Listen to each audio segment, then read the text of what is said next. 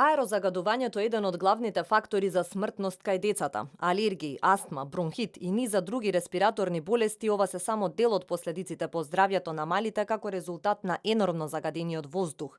Периодов, велат лекарите, детските клиники се полни со пациенти. Овде веќе имаме проблем со децата кои што имаат хронични болести. Значи имаме ситуации каде што децата страдаат бидејќи имаат хроницитет.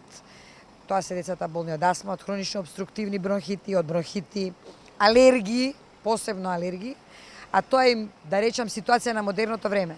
И тоа се заедно представува една дополнителна причина да бидеме малку по-предпазливи во однос на тие хронични наши пациенти кои еве овој викенд навистина преплавија детската клиника. Јас и вчера и денес сум на работа и еве баш можам да ви кажам дека бројот на пациенти е сепак зголемен во однос на тие кои што имаат, да кажеме, подолги страдања во однос на клучниот орган, тоа е нели делот кој што е поврзан со респираторниот систем. Освен потешкоти во дишењето, децата чувствуваат и главоболки како резултат на недостатокот од кислород. Лекарите со препораки за заштита од загадениот воздух. Заштитата би била во тој период саба или навечер да се помалку оди за тие кои што се во така наречена вулнерабилна категорија, значи децата повеќе или помалку, бремените жени, особено новороденчињата, и тука важи правилото, нели, ако лето велиме, нели, дајте од барем еден период од 12 до 2, кога и се расчистува воздухот, овде е пожелно, ама во летниот период, нели, не е пожелно да излегуваат бидејќи тогаш сонцето е најако. Обратно е сега во овој случај. Може би ако веќе треба да излегува, да го користат тој период малку на проветрување и се разбира планините и местата каде што има повеќе ветар, бидејќи котлините се тие кои што навистина страдаат највеќе.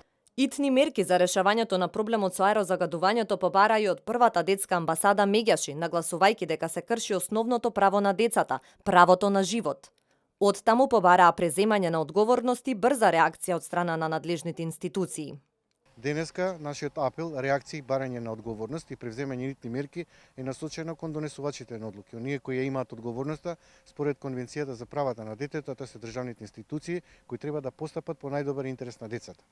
Ги активираме, ги мобилизираме. Граѓаните ни даваат огромна подршка, се разбира тука се и медиумите, да се превземат мерки за да се овозможи непречен раст, правилен раст и развој на детето, да може децата уште утре да одат на училиште, да ги обуват секојдневните потреби, а притоа родителите да не бидат загрижени дали децата ќе се контаминираат со честици кои ќе влијаат на нивното здравје и на нивниот правилен раст и развој. Навистина состојбата е алармантна и загрижувачка. Децата се најосетливата група на сите загадувања од животната средина, пред се затоа што имаат организам во развој, затоа што имаат позабрзано дишење и поголема потреба од воздух за разлика од возрастните. Но освен кај децата, последици по здравјето има и кај сите останати граѓани. Според статистиките, во Македонија околу 1400 лица годишно умираат како резултат на аерозагадувањето, а бројката на пациенти со кардиоваскуларни и респираторни заболувања од година в година постојано расте.